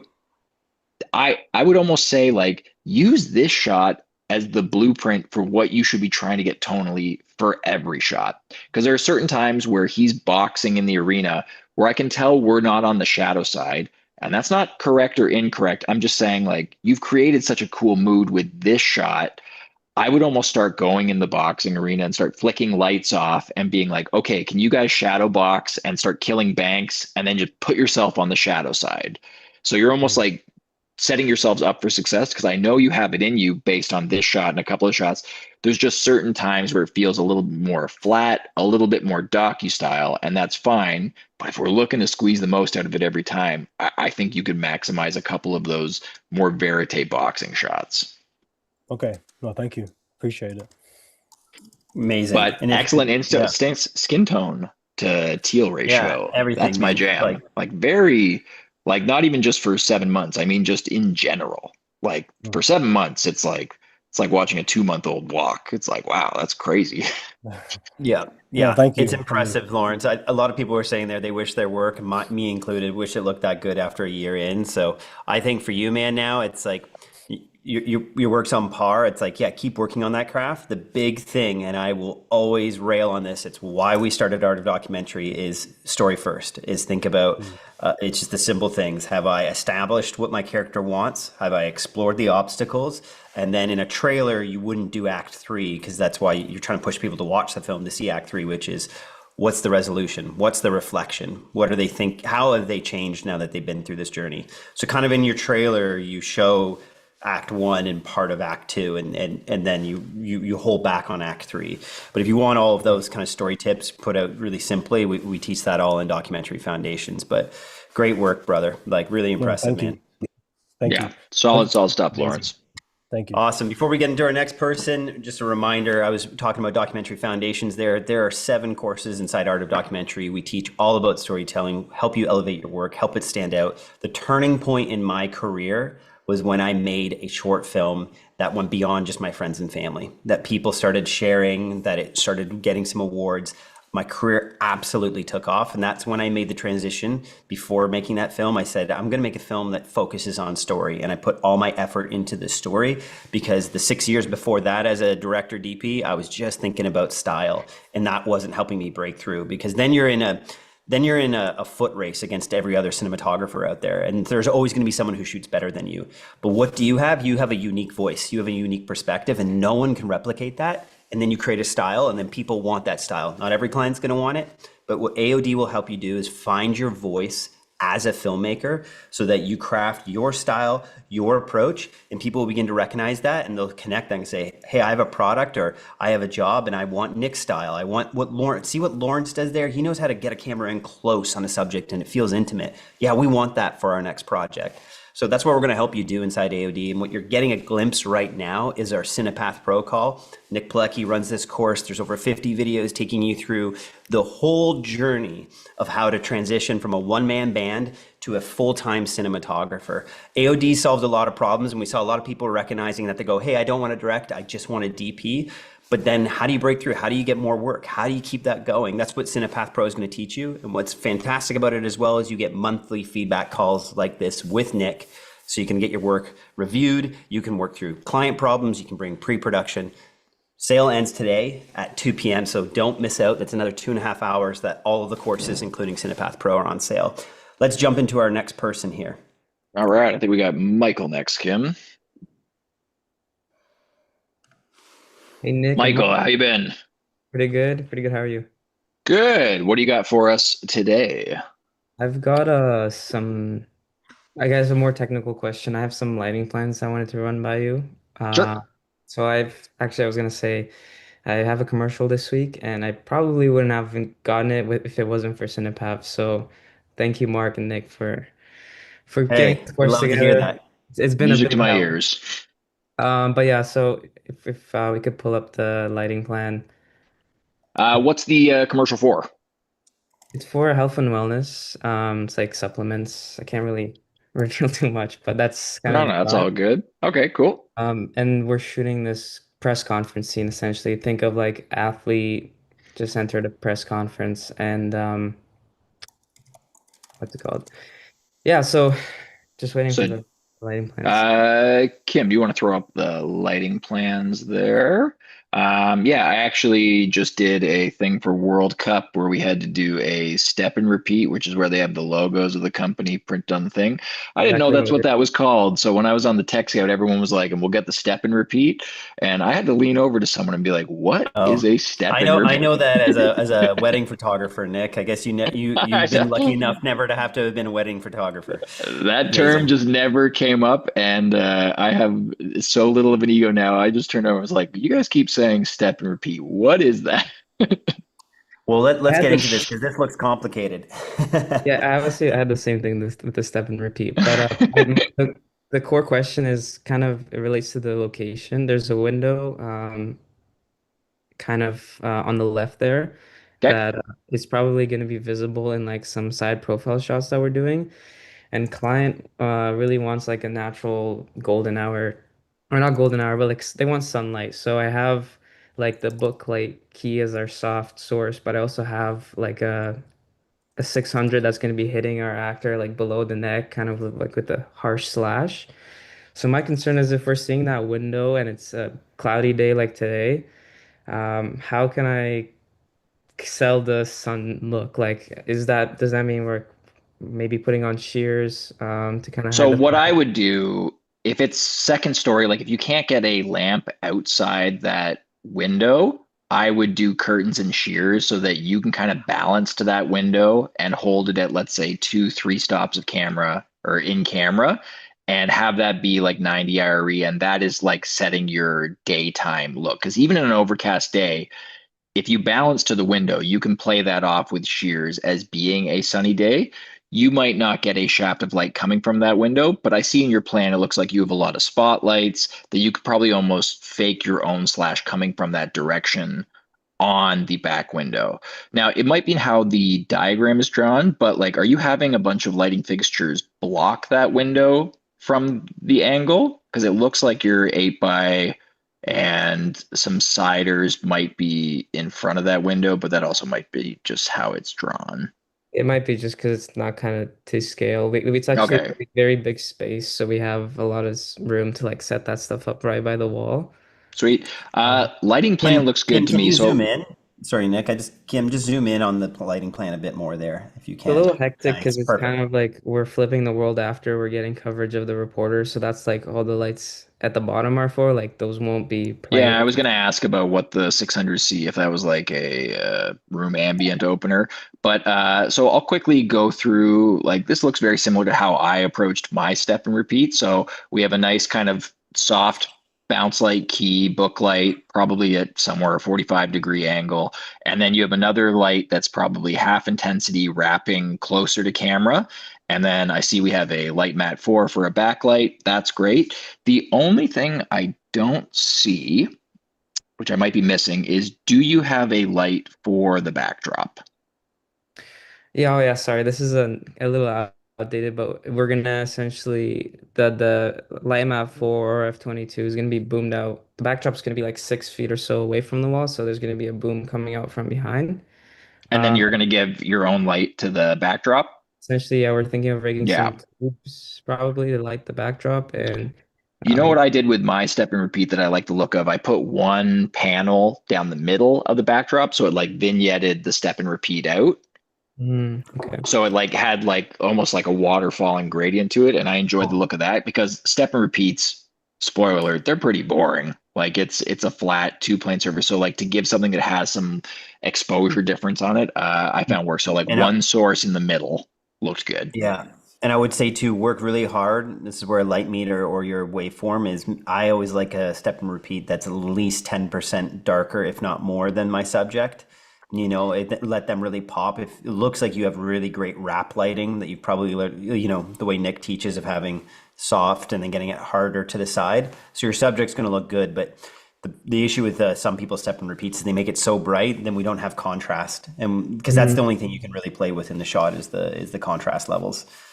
Do you know what color your step and repeat is? It's gonna be blue. Okay, We're talking that's the good. backdrop. That's great. Yeah, sorry, the backdrops. Because when I got for my World Cup commercial, they were like, we're thinking a red step and repeat, and I was like, no, no, no, no, no, Oh no, no. no, no, let's Love not living do in Canada. that. They were like, well, it's Team Canada, and I'm like, is he gonna be wearing a red shirt? And they're like, yeah, and I'm like, so red shirt on red step and repeat, and the skin's gonna be pretty much red in the color grade, and they're like, yeah, and I'm like, no, let's not do that at all. Please give me a blue What step and what color did repeat. you go with? Blue, so we could separate Blue. it the most. Nice, So you nice. don't always Thank get you. to pick, but when you do, try to maximize your color contrast. Because also, if everything's sitting in the same color zone, it's just much more difficult to separate with lighting and the grade. Like as a DP, you should be setting yourself up for where you know an image can be taken and just agreeing to everything. Like if production's asking you a question, give them an answer that sets you up for success. And very Um, rarely, if someone's like, we're in a white kitchen, what do you think about this person wearing a white blouse? I'd be like, what are my thoughts on that? I think that would be a nightmare for me. Do we have any other color, like a dark gray, a navy? Like I'm trying to maximize contrast to build interest. So if you're ever given a question from production, what your opinion should be, give them an opinion because I guarantee you have one. Michael, just with the remaining time here, what is another area that you're hoping to get clarity on this? Are you just wanting us to give overall feedback, or is there a specific area that you're most nervous on with this lighting plan? Yeah, for me, it was mainly selling that sun kind of look through that window. That's a very poor drawing of my initial lighting plan. But yeah, I was kind of already thinking of getting some curtains and shears on that window just in case if it's not sun. Yep. I would Like, just add a cutter hitting the background so that if the client on the day is like, we do want a hard sunlight look, yeah. even if the sun isn't out that day, like you have a cutter that can go against kind of where the blue step and repeat is drawn. And then you can kind of block the window with curtain and shears if that makes sense for the story to kind of balance your room to and play off. It's like, hey, that's the direction the sun is coming from. My last note, Michael, if we go back to the other image there, Kim, the top down, would just be that my only just gut reaction, and this would be something that I'll let Nick correct, is there's a lot of lights on set. And what my only fear of that is seeing like all the 600 pros at the back and then seeing all your full grids. You could start to lose shape because you're throwing so much light around this room. If I'm just going by what I'm seeing on this diagram, I would could imagine the ones behind camera probably won't be on for when you're doing the step and repeat, correct? Yeah, exactly. So when we flip and shoot coverage of the reporters, oh, we'll gotcha. rotate. Yep. Yeah, so like those 600 X's Yeah, they're and off. Good, I would good, assume good. those are off during the step and Yeah. repeat scene. Yeah. Yeah. Okay. Yeah. And also that probably Definitely. the MRN. Yeah. Yeah. So anything that's like possibly ruining contrast, like you might be able to have one 600X up if the client's ever like the shadow side's getting too dark. But I'd also probably option up turning up that solid under Joey there into an ultra bounce or a bleached muzz, like to passively return something before I'd open up the room with a passive light bounce on the ceiling. After Uh-huh. seeing the location picture, one of the things that scares me about bouncing a light into a ceiling here is it looks like a very yellow palette. So any light you bounce is going to introduce a lot of yellow into the scene. Mhm. So like a bounce light works great when you have a stark white ceiling, but if you have a yellow You can ceiling, always tape a white cloth up there too, or some foam core if you want it yeah. to turn white. But I don't think you Honestly, though, need the Michael, room opener on a step no, and repeat because like it's supposed to have a press release feel. Like it's yeah, which is like always like a spotlight on that person. yeah, Mm. Yeah, yeah. So but I it's think this is great a work very though, good Michael. plan. You can take this to any gaffer, and they would know how to start. You know, they know where to go, and so this is fantastic pre-production. I love seeing this. You're Yeah. clearly you're going to be able to walk in with a game plan, and then what's great is even if this doesn't look the way you hope when you set it up, you're going to be able to just start tweaking rather than start creating. You've already created Yeah. the game plan, so it's For great, man. instance, like if that book light isn't bright enough, because 1200X is great, but with a bounce and like you can always turn that into a double diffuse direct. Like the principles never change. And your crew, if they're given this as the guide for the day, you will be able to pivot a lot quicker with everybody having this information than if you're just building from scratch. Sick, Awesome. Thank you guys. Appreciate Yeah, it. great work, amazing. Michael. Report back Crush with it, how Michael. it goes. I will. Amazing. Appreciate All that. right. That's Michael from CinePath Pro. I'll just repeat what he said there. That's a job for the World Cup. He said, I would not have gotten that had it not been for CinePath Pro. So congrats, Michael, on taking that information you've been learning and applying that to your career. We love to hear that. Guys, there's only 2.5 hours now until our early bird sale ends for all AOD courses. You can get up to 35% off on the courses. You get even more discount when you start bundling them together. CinePath Pro, this is what you're getting to see. This is one small sliver of the course. We have monthly feedback calls, but there's also 50 course videos that Nick and I have put together, taking you through the journey of going from a one-man band to being able to get hired for stuff like these World Cup shoots as a cinematographer, shedding that, hey, I'm a videographer, or hey, I do it all, to, hey, I am a DP, I'm a cinematographer. And we even talk about getting repped, how to land on a roster. Nick will talk about all that process and the steps to take. That's all in CinePath Pro, and it's one of 7 courses inside Art of Documentary. They're gonna help solve the problems for you in your career, whether it's being a better storyteller, getting more work, or releasing that first film. Let's go. All right, Kim, I think we have Rajasthan up next. Oh, not for the World Cup. Just a health Mine was club. for the World Cup. Yours for the World Cup. Well, I know that press release looked like it was for the World Cup. I'm going for that. Amazing. How's it Raj, going, Mark and good to see Nick? you. How you doing? Good. How about yourself? Thanks for popping on the call today. I don't know if we have ever met before. Were you at the AOD 5-year bash or Uh, Mark, I was saw I Mark there? there, but I don't remember. No, Nick, Was not. you had been, I mean, you'd been in everything else and you couldn't make it that night because you have children. Okay, Yeah, yeah. So yeah, I think this is the first time we're meeting. Awesome. amazing. All right. So tell us what we'd like to discuss today. Yeah, so I sent you a video link. It was something I shot last fall. I was hoping to make it into my 1 day doc, but then my friend kind of backed out from that at the last minute. So then he was just like, yeah, like he has like clients there, so he doesn't really want it to be like distracting from what we were shooting. So I just brought a minimal setup and was like, okay, can I just like shoot with my camera and that's it? And he's like, yeah. Um, so yeah, I just this was a lot of like run and gun. I think I had issues with my shooting like skills, I guess, because I was adjusting exposure or like focus or things in the middle of shots and just like in general, like any help with like improving my cinematography would be great. Hmm. So Well, biggest Nick, thing I'll jump say in. is like if it's like little techniques on like exposure, like f-stop, how to handheld the camera, I usually work those out like on my own practice time on the weekends. Like I'll go out of my way to be like, I want to see how quickly I can change exposure in different situations because there isn't really time on a live set to be working out the kinks and stuff. So Mhm. early on in my career, I remember one thing I did was I would have a like a wine bottle and I would throw in a 100 mil lens and I would practice my handheld on this stationary object where there was no room to hide. It really helped me like find like my breathing techniques and where I like to hold the camera relative to my body so that I don't get those little jitters. I also did another thing where I drove around my city for 6 hours and I pointed the camera at really inopportune things. And I was like, how quickly can I modify exposure to get the best image possible, whether that's through ND, changing the f-stop, changing the exposure index in camera, like how quickly can I move and still get something good? Because once you're on set, the only thing, and I've said this to no end, the only thing you don't have is time. It's the only thing that once that clock has started, you have about 12 to 13 hours before that day is done. So the more you can do pre-production and work out like small techniques ahead of time, then you can be in a fully creative mode once you're on set. Mhm.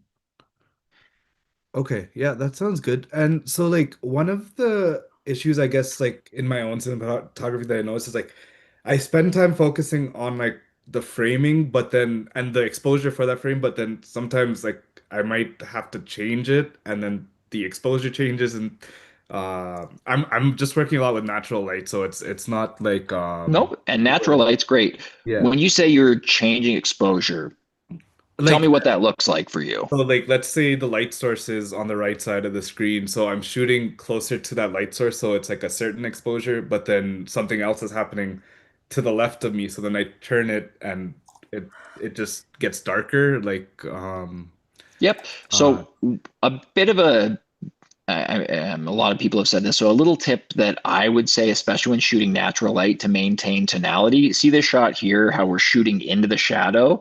That means that the largest source, in this case, the sun, it's on the far side of frame. So everything's getting backlit. That's mhm, the easiest way when you're shooting natural light to maintain consistency is like try to keep your largest source on the far side of the frame or shoot into the shadows of whatever you're looking to shoot. So for instance, right here, we're backlighting. This looks great. If there was something great going on 180 degrees behind you, I would almost back up the camera to shoot that squirrel or whatever it is you're looking to get rather than hitting everything with a front light. Because even if you matched for exposure, they're not going to match for tonally how you've set out the ratios and how you want your image to fall. So that's just a quick little like my brain does this automatically, but it's almost very difficult for me to shoot on the light side or to have a large light, front light, whatever I'm looking. It's almost like my brain has been tuned to like, ooh, we don't like that. And I think if you go out and you find your own taste, like for the most part, these shots are backlit, but like it's something that like for the first little bit when you're shooting, have that as a voice in the back of your head being like, is this the best angle for shooting, this person bird watching, or should I be, 40 degrees to the left where I'm seeing the shadows fall? And just test those two out on set and then take it into DaVinci, take it into Premiere Pro, and then you, as the creative tastemaker, ask yourself, which one do I like more now that I've optioned up two? And then easy things, if you have to err on the side of exposure, when you're doing exteriors, there's not a real reason to clip anything in an exterior. If you're inside a house and there's a small window, as me and Mark discussed before, you might be able to let that window clip. But if I'm pointing the camera to the clouds, like this is a much better exposure. Like those clouds, you should be retaining all of that information. Yeah. If we're going by like rules of exposure, generally, the way I treat exposure is it distracting to my frame? And would my eye be able to resolve this if I looked at it? So if I look right at the sun, my eye isn't going to be able to resolve the sun. So you can clip that. But if I'm looking at the clouds, my eye can resolve the clouds. So there's no reason for that to be 100% on the zebras or beyond what our waveform can see, if that makes sense. Mm-hmm. The last things here, Raj.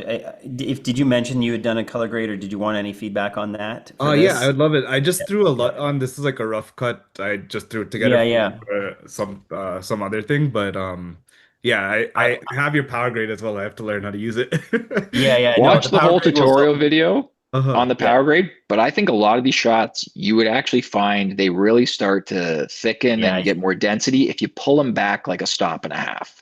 Okay. I think that's where you'd notice you're like, wow, this shot like feels more, I hate the word cinematic, but it feels much richer, much more like, much more like the movies we fall in love with, because you have some great angles, some great moments here. I think if you just pull back the exposure in the HDR tab, you'd actually find that they almost pop more. Yeah. Okay. This is a terrible drawing of an S curve. Come on, focus. It's gonna get there. Get there, focus. Come on. It's not okay. Well, an S curve.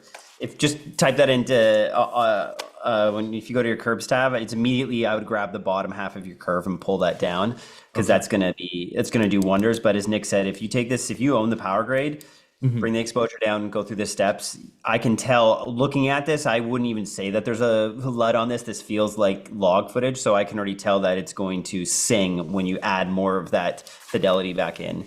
The last thing I would just say here, Raj, is you'll always hear me preaching in every AOD course about story. You're telling the story of this raptor migration. I want to be, so your main character is obviously going to be a scientist, but is also this bird.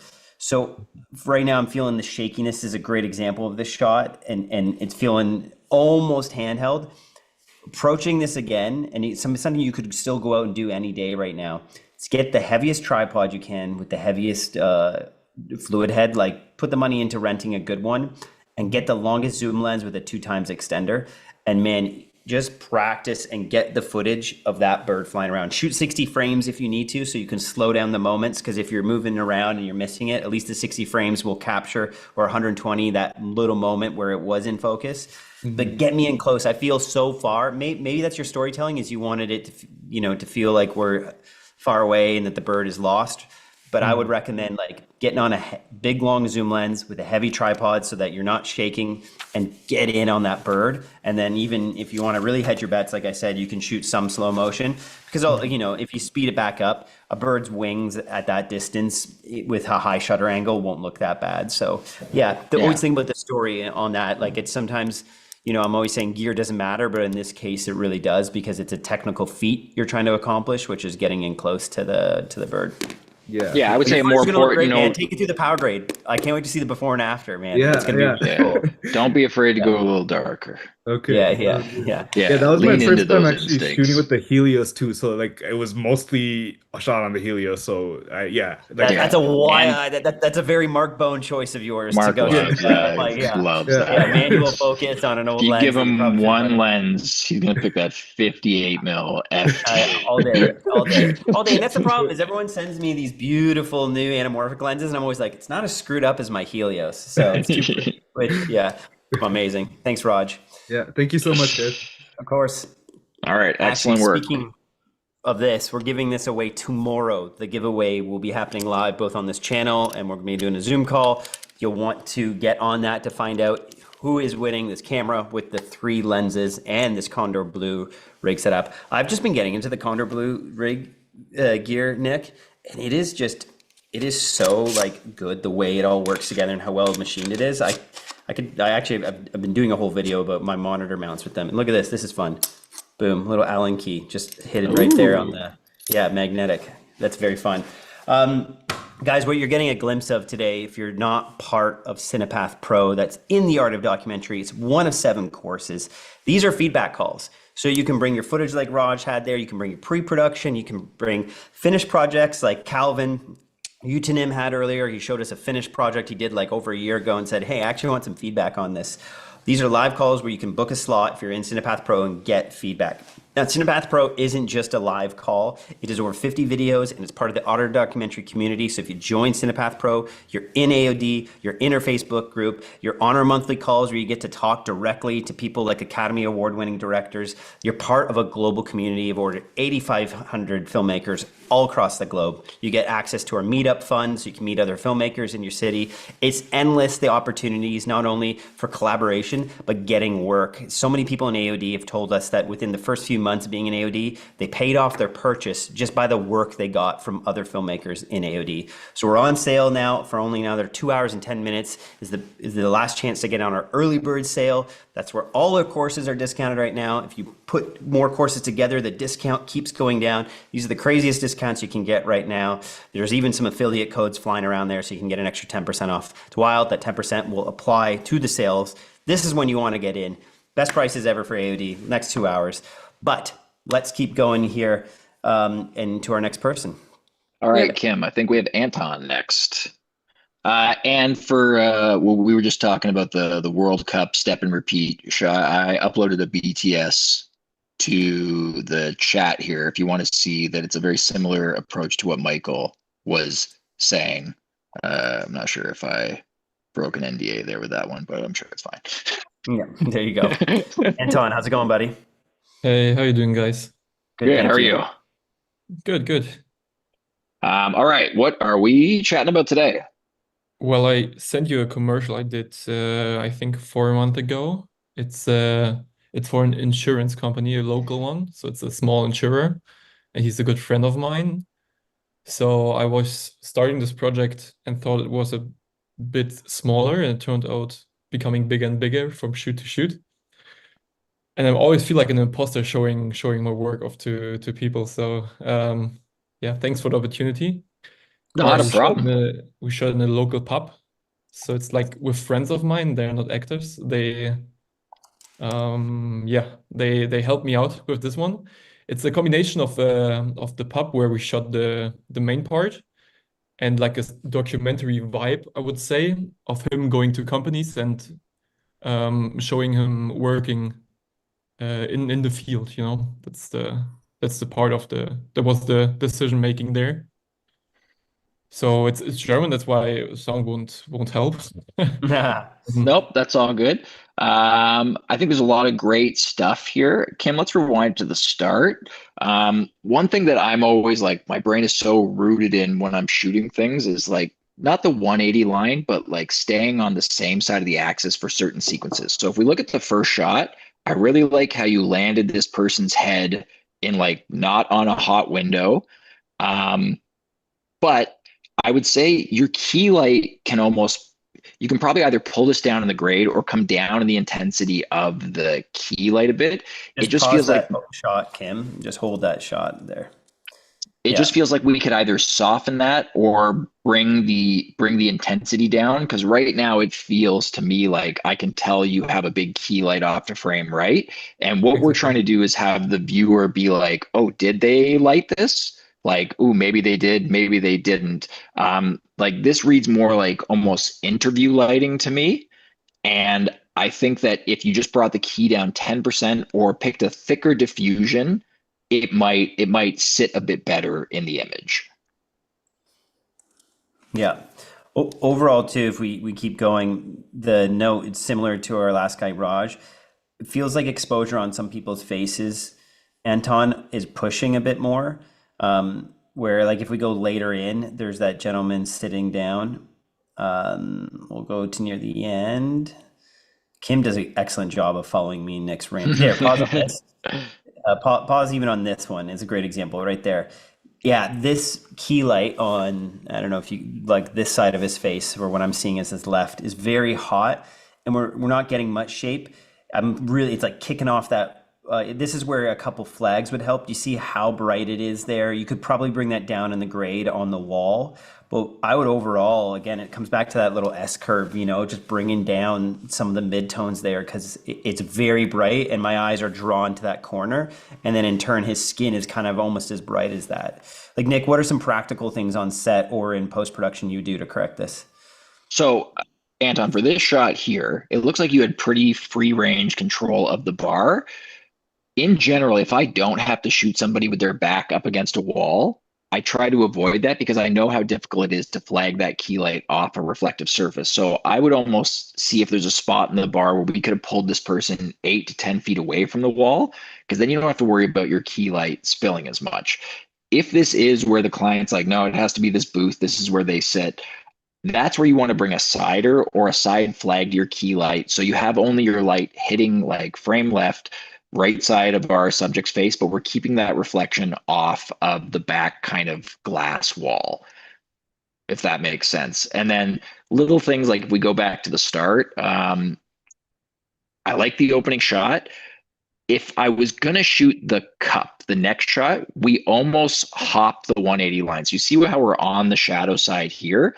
As soon as we go to the Carlsberg, now we're coming from the same side as where our key lights come from. So let's say you drew an imaginary line down the chest of our subject, and we say, that's the 180 line for this scene. You've come to the same side to which you're bringing your source.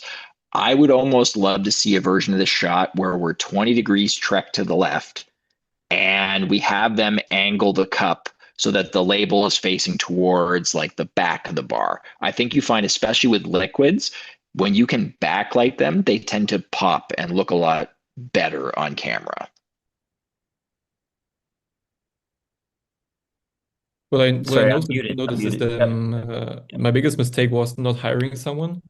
I had the option to do it, but I felt like I want to do it by myself and I want to control it all the way I can. But I realized that this part was too much to handle alone, so I did all the So, shooting alone. so here's Lighting. my 2 cents on wanting to do it all on your own. I get the ego-ness of being like, well, I can set up lights, so why would I need somebody else? I can run a Zoom H6, why would I get somebody else? The reason why I hire other people is not because I can't do it. It's because I need to free my mind to tackle the problems that get thrown my way on a shoot day. A lot of the directors I work for are very visually talented. Like they know what they want out of an image. I'm brought in so that they can think about story, performance, dealing with client or agency, the edit. Like they're thinking about things at a higher level. And if you bring somebody out for lighting, well, then you're less likely to make any DP mistakes because somebody else is worrying about the lighting. So you'll be like, okay, I want to be on this side of the line for the glass. We got to do coverage like this. Ooh, let's pull them 10 feet off the wall if we're able to do that. Just the less you have to take on, the more time your brain will be allowed to concentrate at the task at hand. Got it. And then some of these shots definitely like pretty not difficult, but like I think they're meant to be a little more like on the run verite. And like you're making like I love the choice and the angle here. I still think we could bring the key light just down in intensity or soften it up a bit more, just so it doesn't feel as bright and noticeable. I know certain people have the mindset saying that like the face has to be the brightest thing in the frame. I actually have a whole different philosophy for how I approach scenes. I almost think that the lighting on a face should be motivated from something in the scene. So the face should actually be a little bit darker than the brightest thing in your image, because that's when people are like, well, they must have a light here because the face is brighter than the window or brighter than the practical lamps around it. So usually when the face isn't the brightest thing in the frame is when I'm like, oh, well, that's where we're getting the close to the most natural look we can achieve today. Yep. Got it. Yep. And there's one shot, I see the trick of it there. If you come back, it's the gentleman, not too far. Keep going, keep going, keep going. Right here. Nope. Right. Back a bit further, I think. Yeah, keep going, right there. Boom. Pause that. I can see you even had a cut in there. I would recommend, you've established some really nice shape, Anton, throughout this piece on people's face. Like you've shown that you understand the shape and the lighting. For this, it's become so flat that it stands out. You know, there's no shape on his face anymore. So bringing in some negative fill can even be the quickest way. It looks like the light's bouncing off that wall, so you could bring in some negative fill so that, you know, I like the pan. The pan is a fun moment, but it looks like you even did like a splice cut there. I could be wrong for when you went to the pan. So No, you you're could. right. I missed out on getting the shot continuously, and also I changed the light. And my biggest problem was I was running out of time by the end of the shoot. Of course, one Yeah. man band. So Yeah. any notes we have, Anton, is like what I would do differently at a full crew, full mind capacity. Like I understand what you've taken on in this day, and my hat's off to you because you got some great stuff. We're just here to like give advice on how to do better next time, like to even squeeze more out of the image. And if someone ever gives you the option of an extra set of hands, I would never say no. Like I would never ever. I'll even bring out volunteers to crew who can just be an extra set of hands because I've never had it where having extra people hurt me on set. Even if it's moving something simple, like having another pair of hands, I'll almost opt for another pair of hands before I'll opt for gear, for money. I'm like, no, no, no, give me help because I know that these things, they really start to sing when you have a team of people moving in one direction. And also, if you bring out crew, you now have to communicate your idea through another person, which is the skill of a DP. So you've started that whole process and that whole skill set of being like, oh, well, how do I tell somebody I need a floppy or a 4x4 of nag on shadow side here? Yes, you can do it yourself, but you're going to reach a point in your career where you won't be allowed to touch the lights. You won't be allowed to touch the floppies. That's where I'm at now, where I get yelled at if I touch a light. And that communication skill is almost as important of knowing how to light well. How to light well through another person is almost the next step of that evolution. So yeah, always embrace those opportunities. They might suck at first, but anything in life worth doing will be uncomfortable at first, and then it'll become second nature. Amazing. Thanks, Anton. But great for work, bringing it Anton. together. Yeah. Take that forward to the next one and report back. And if you're in AOD, you feedback, can guys. throw your, next time you have your shoot, you can just mention on the Facebook group, hey, looking for extra hands if people want to come out and get experience. That's one way a lot of people get to collaborate with new people and bring them out. You know, I know I'm hiring tons of AOD people on my projects, so that's one advantage too of the AOD Facebook group. Great. Turbo, how many more people I do think we we're have on here? our last one for today. Amazing. We have Mustafa. Amazing. Bring Mustafa in here. And I'll just mention, guys, sales ending in 2 hours for Art of Documentary. This is a glimpse into CinePath Pro. This is one of 7 courses. Nick leads this. Every course we have in AOD will help solve a problem in your career. If you want to go from just being a one-man band like Anton to becoming a full-time cinematographer, CinePath Pro is going to take you through that process. And you've been hearing people on this call today mentioning, I didn't get this job until I was in CinePath Pro and I applied what I learned from that. Art of Documentary is the place for you to take that next step in your career. And so all courses are on sale today up until 2 p.m. So let's bring on our last filmmaker here. Mustafa, last call for Mustafa. I don't know. Last call. If we Last don't get Mustafa, then we'll If- open it up to someone. We could do a random one. Or Nick, I could ask you to review something of mine. I pulled up some footage that you have. Something I shot looked like garbage. Right?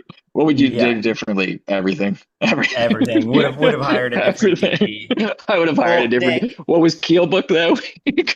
Yeah, exactly. Yeah, I'll go see if Keel's booked. Amazing. Well, guys, Nick here, this is what you'd get if you're part of CinePath Pro is you get to book a time slot every month when we're doing these calls and get live feedback on your work. People bring in pre-production, they bring in past work, they bring in even just issues that they're having with a client. And you get to work through that in Art of Documentary in CinePath Pro. We have feedback calls for other courses like our advanced documentary course. If you're working through a doc or you want to come bring an edit or something that you're navigating, you can bring and get live feedback for that. We also have our Producing Foundations course where Jackie will talk to you about your budget or what you're working through as a producer on your project. We have 7 courses crossing all disciplines, from editing to producing to doc to running a better business. Art of Documentary is a thriving community with over 8,500 filmmakers from over 80 countries, all corners of the globe. If you're in countries like Kenya or Australia, everywhere you'll go, you'll meet AOD people. We even have an AOD meetup fund where if you meet up with other Art of Documentary filmmakers, we send you some money via PayPal so you can pay for your drinks, because we believe so much in community. Whether it's trying to get more work, whether it's trying to have that breakthrough film, which we talk about, every filmmaker who wants to have that breakthrough in their career has to have that one film that people start talking about, that start noticing their style of work, start really recognizing your voice as a director. And we take you through that in Art of Documentary. Courses like Doc Foundations, they're our best-selling courses, and those are the ones that help people release their first film. Nick, what are you working on this week? This week I have Sustain eye drops on Monday and Tuesday, and it is going to be a doozy. I had the tech scout for that yesterday. A director is New York based, very talented gentleman, but a lot of his instincts do not align with mine. And when I try to steer him towards my instincts, they did not happen. So I'm going to have to get creative with my gaffer and my key grip, and we're going to have to front light a couple of things and do coverage in a way that that might not be my cup of tea. However, I have found every time a director pushes me out of my comfort zone, I learn something new about myself. So embrace the discomfort every once in a while. You might find a new technique you like or a way to combat something. And as soon as you learn how to overcome something, that's what opens you up to getting hired again. Because the next time an agency comes to you and they're like, would it be crazy to shoot this kitchen coverage in this direction? You'd be like, no, it's doable if we approach it like this. So I think the more experience you can get as a cinematographer, it's just a kind of a playbook on how you have tackled more problems than the person before you. So don't be afraid to take on a challenge. Amazing. Anton's asking, we'll do this as our last question here on feedback hours. I'd love to hear your advice on how to connect with or approach experienced DPs, especially if you're coming from an area with limited filmmaking community. That's Instagram DMs, compliment their work. Say, hey, Farhad, I really like your work for Toyota with Go Yuramoto. The shot at 47 seconds, the way that the little girl looks right into the sun is gorgeous. I would love to buy you a coffee sometime and just chat about like great talented people in the local area. They might be very busy and not respond, but honestly, Instagram DMs are probably the most. The squeaky wheel gets the oil. Stay persistent. Don't be hurt.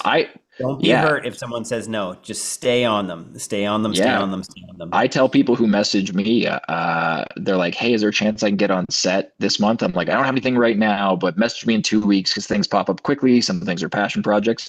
And it's the people that kind of stay persistent are the ones that can get out on set, can get me out to coffee. Because I'll be honest, the schedule does get pretty busy. These people are not avoiding you.